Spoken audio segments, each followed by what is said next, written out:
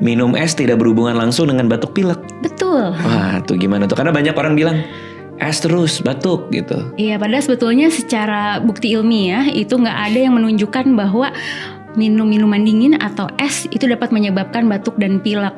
Batuk pilek yang sering terjadi pada anak atau common cold namanya, bahasa Indonesianya adalah selesma, itu seringkali disebabkan karena infeksi virus. Oke. Nah, infeksi virus ini ya jelas nggak ada hubungannya dengan minum minuman dingin atau es. Oke, berarti nggak berpengaruh sama sekali. Nggak berpengaruh. Kalau anak lagi pilek dikasih es, boleh apa enggak?